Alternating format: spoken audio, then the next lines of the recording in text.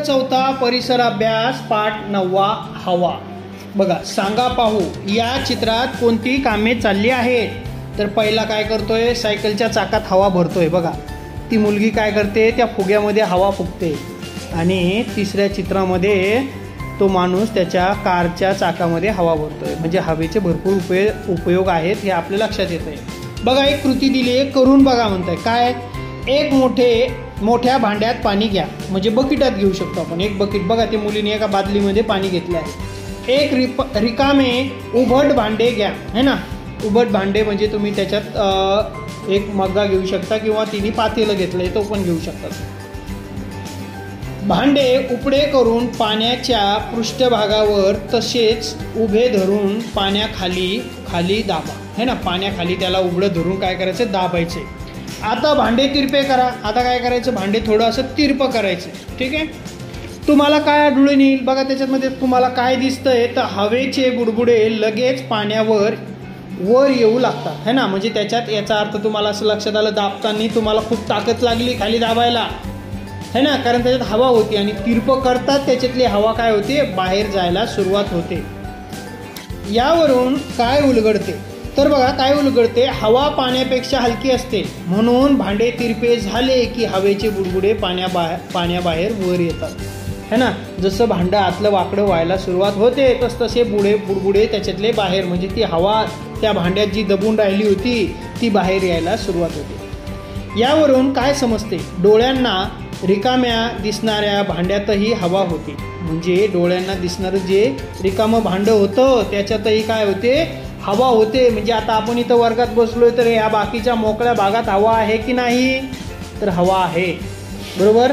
हवा आपल्या सभोवती आहे, रिकाम्या वाटणाऱ्या जागांमध्ये हवा आहे। मग आपल्या भोवतालची ही हवा कुठपर्यंत पसरली आहे, तर ही पूर्ण पृथ्वीवरती हवा पसरलेली आहे। बघा, करून बघा, काय करता बघा। शाळेत येणाऱ्या वर्तमानपत्राची महिनाभराची रद्दी मिळवा, है ना। शाळेत येणारे जे वर्तमानपत्र आहे यांची महिनाभरांची रद्दी मिळवा, किंवा इतर कुठलेही टाकाऊ कागदाचे तुकडे घ्या। वर्तमानपत्र घेतले असल्यास त्याची पाने वेगळी करून घ्या। म्हणजे वर्तमानपत्र मोकळा करायचा आहे, प्रत्येक पानाचे 4 भाग करायचे, एक पान 4 भागामध्ये कापायचे तुम्हाला।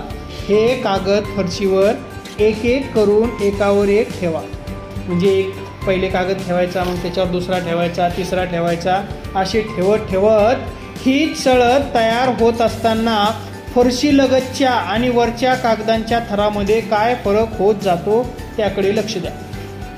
म्हणजे बघा, जो पहिला फरशीवर ठेवलेला कागद आहे तो आणि सर्वात वरच्या कागदामध्ये काय फरक होतोय तो आपल्याला बघत जायचे, लक्ष द्यायचे त्याच्याकडे। तर काय होतंय बघा, सर्व कागद ठेवल्यावर चळतीचे निरीक्षण करा आणि वरच्या आणि खालच्या थरामधील फरक लक्षात घ्या। चळत म्हणजे एकावर एक जे कागद ठेवत जातो आपण आणि जी तयार होते आकृती त्याला चळत असं म्हणतात, बरं का।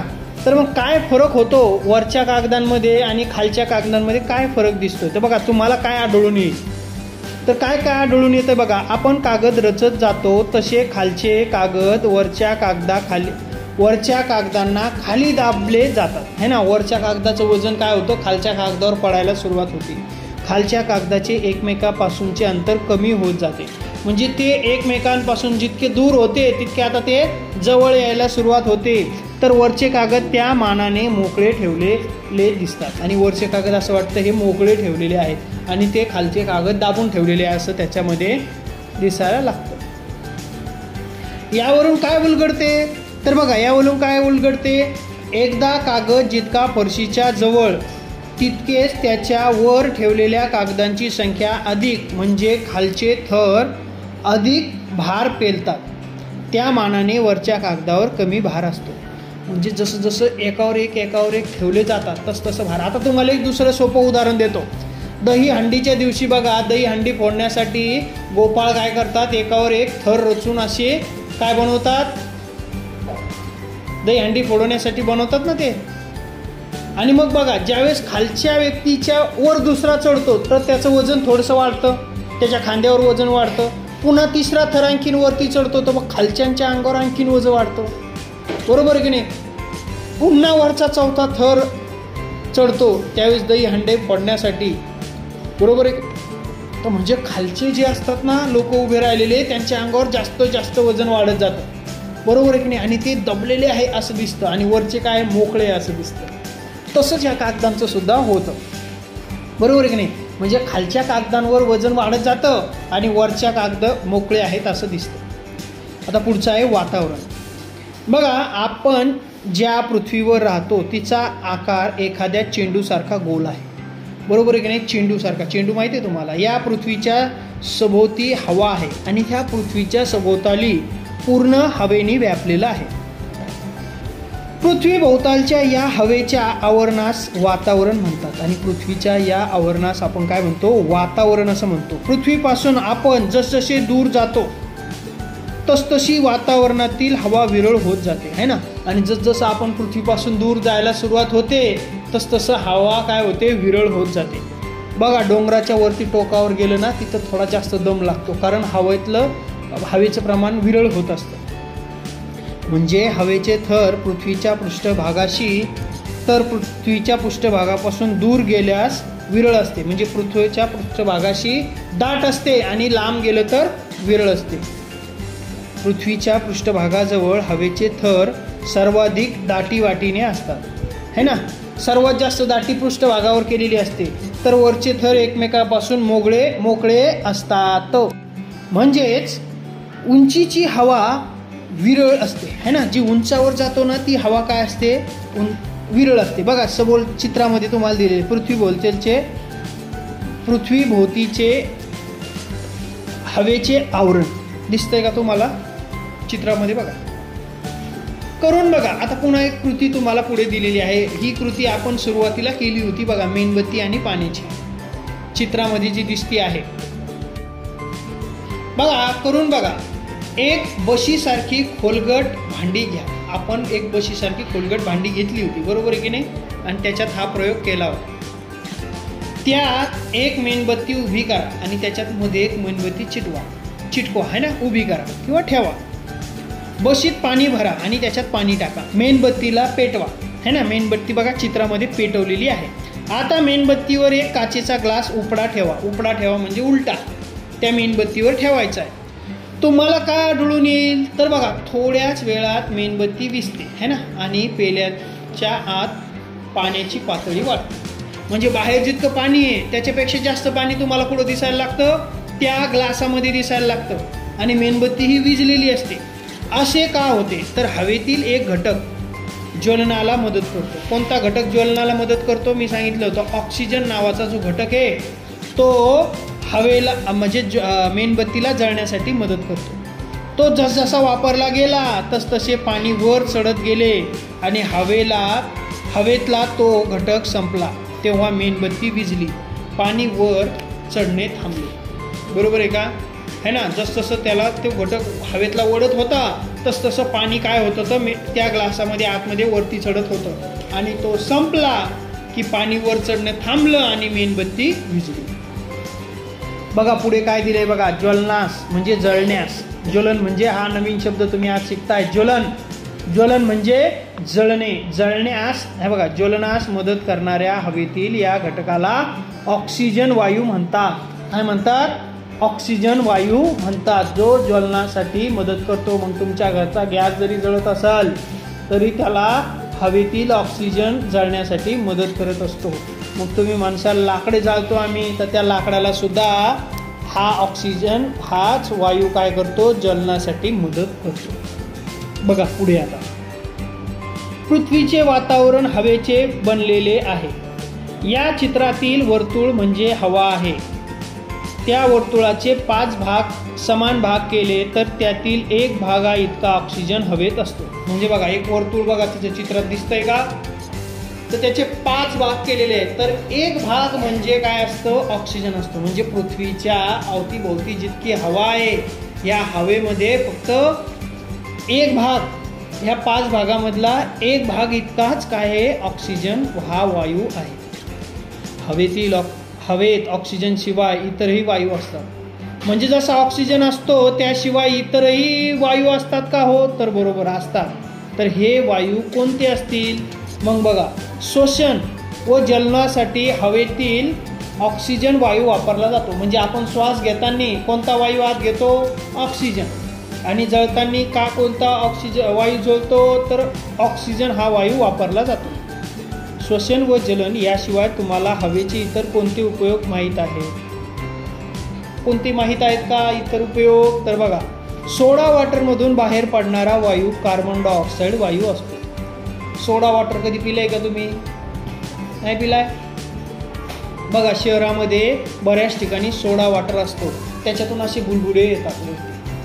तर कोणता वायू असतो त्याच्यात? Carbon dioxide. मग याचं दुसरं उदाहरण सांगतो तुम्हाला. इनोपुडी, ॲसिडिटी झाल्यानंतर इनोपुडी बघा पाण्यात टाकली जाते आणि मग असे एकदम असे बुडबुडे येतात. तर ते कशाचे बुडबुडे असतात? कार्बन डायऑक्साईडचे बुडबुडे असतात. हे तुम्हाला माहीत झाले आहे. हाच वायू थोड्या प्रमाणात हवेतही असतो आणि हा वायू काय असतो? कार्बन डायऑक्साईड हवेतही असतो. वनस्पती सूर्यप्रकाशात हवा व पाण्यापासून अन्न तयार करते, है ना. वनस्पती काय करते? स्वतःचं अन्न स्वतःच तयार करते. म्हणजे सूर्यप्रकाश आणि हवा, पाणी यांचं मिळून ती काय करते? अन्न तयार करत असते. अन्न तयार करताना वनस्पती हवेतील कार्बन डायऑक्साईडचा वापर करतात. म्हणजे हवेत जो कार्बन डायऑक्साईड, आपल्या नाकावाटा आपण काय सोडतो? Carbon dioxide. घेतो आतमध्ये ऑक्सिजन, सोडतो कार्बन डायऑक्साईड. हा जो सोडलेला कार्बन डायऑक्साईड आहे ही वनस्पती अन्न तयार करताना घेते आणि स्वतःचं अन्न तयार करते. समजलं? लक्षात आलं कार्बन डायऑक्साईड? आता बघा, बर्फ टाकून थंड झालेल्या पेल्यावर बाहेरून पाण्याचे कण जमतात, है ना. मग समजा ही बॉटल आहे, ह्या बॉटलमध्ये मी काय टाकलं? बर्फ टाकलं. पण हिच्या बाहेरून पण काय होतं? ओलं होतं. कसं काय ओलं होतं असं? है ना, पाण्याचे कण जमत असतात. म्हणजे हवेतही पाणी हे वायू रूपात असते. म्हणजे हवेत काय असतं? पाण्याचं वायू रूपामध्ये पाणी असतं, है ना, ज्याला आर्द्रता असं म्हणतो. ठीक आहे, हा शब्द तुमच्यासाठी नवीन आहे. तर पाणी ही वायू रूपात असतो, है ना. पाणी कोणत्या रूपात असतो? म्हणजे हवेमध्ये पाण्याचं प्रमाण असतं. पण हवेतील सर्वात मोठा भाग या सर्वांव्यतिरिक्त एका वेगळ्याच वायूचा असतो, है ना. त्याचे नाव नायट्रोजन. म्हणजे हवेमध्ये सर्वात जास्त कोण असेल तर तो असतो नायट्रोजन.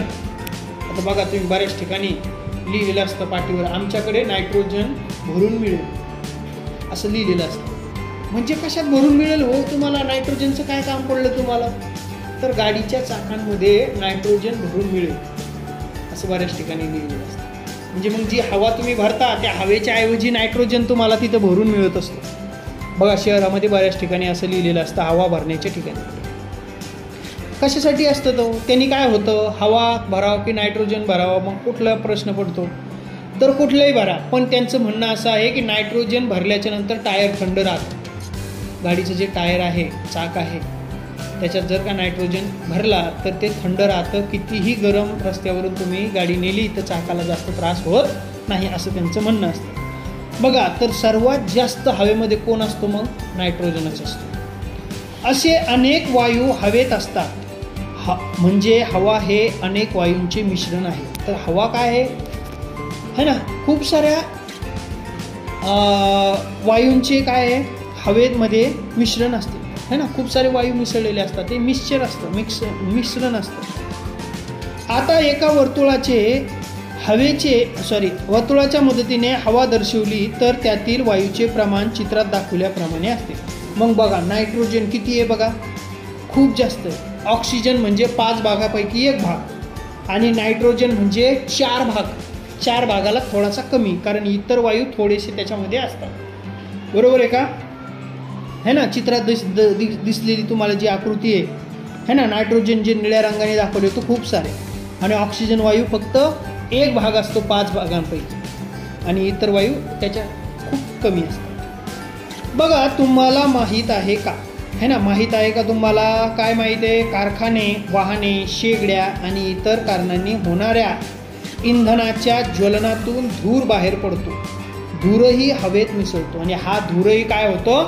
हवेत मिसळतो. हे तुम्हाला माहिती आहे का?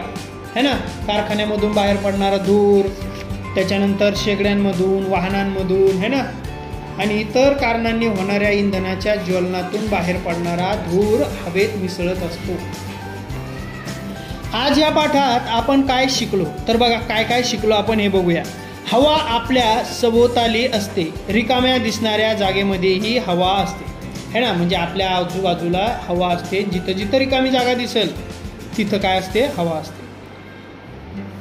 पृथ्वी भोवती हवेचे आवरण आहे है ना. ही आपली जी पृथ्वी आहे त्या पृथ्वीच्या संपूर्ण आवरणाभोवती सुद्धा काय आहे, हवाच आहे. त्याला वातावरण म्हणतो आपण, त्याला काय म्हणतो, वातावरण म्हणतो. पृथ्वीजवळील हवेचे थर दाटीवाटीने असतात है ना. पृथ्वीजवळचे म्हणजे पृथ्वीच्या पृष्ठभागाजवळचे म्हणजे आपण जिथं राहतो तिथले दाटीवाटीने असतात, तर वरचे थर विरळ असतात है ना. वरची हवा कशी असते, विरळ असते, म्हणजे तिचं प्रमाण कमी असते. हवा अनेक वायूंचे मिश्रण आहे है ना. म्हणजे मिश्रण म्हणजे खूप साऱ्या गोष्टी एकात मिसळल्या की त्याचं मिश्रण तयार होतं है ना. तसंच हवेमध्ये ऑक्सिजन, नायट्रोजन, कार्बन डायऑक्साईड आणि बाष्प हे हवेचे मुख्य वायू घटक आहेत है ना. आणि ह्या सगळ्यांचं मिळून हवेचं मिश्रण तयार होतं. आता एक गोष्ट तुम्हाला नेहमी लक्षात ठेवायची, हे नेहमी लक्षात ठेवा, काय, कोळसा, पेट्रोल, डिझेल है ना अशी इंधने जळल्याने त्यातून धूर येतो है ना. हे जळलं की त्याच्यातून काय निघतो, धूर निघतो. हा धूर हवेत मिसळतो, या धुराने आरोग्य बिघडू शकते है ना. असा धूर हवेत मिसळला की हवेचे प्रदूषण होते आणि ही प्रदूषित हवा आपल्या शरीरात गेली तर याच्यामुळे आपल्या आरोग्यावर परिणाम होऊ शकतो, आपले आरोग्य बिघडू शकते. तर मी आशा करतो हा पाठ सर्वांना समजला असेल.